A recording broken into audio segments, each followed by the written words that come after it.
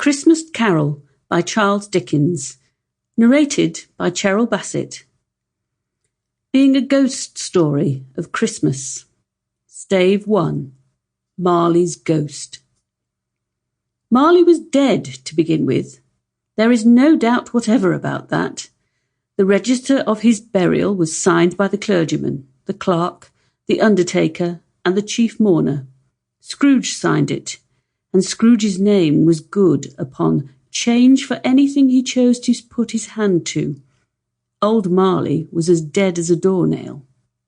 Mind, I don't mean to say that I know of my knowledge what there is particularly dead about a doornail. I might have been inclined myself to regard a coffin nail as the deadest piece of ironmongery in the trade. But the wisdom of our ancestors is in the simile, and my unhallowed hands shall not disturb it, or the country's done for. You will, therefore, permit me to repeat emphatically that Marley was as dead as a doornail. Scrooge knew he was dead? Of course he did. How could it be otherwise? Scrooge and he were partners for I don't know how many years. Scrooge was his sole executor, his sole administrator, his sole assign, his sole residual legatee, his sole friend, and sole mourner. And even Scrooge was not so dreadfully cut up by the sad event, but that he was an excellent man of business on the very day of the funeral, and solemnized it with an undoubted bargain. The mention of Marley's funeral brings me back to the point I started from.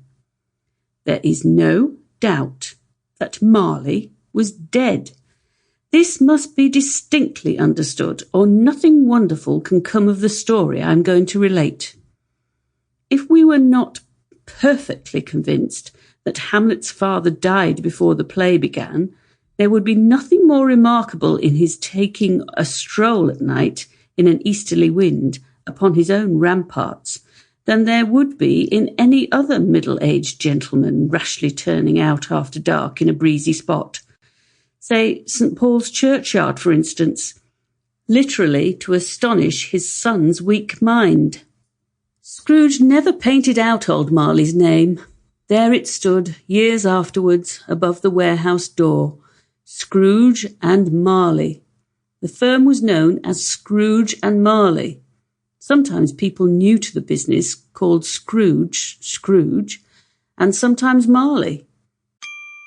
Sample complete. Ready to continue?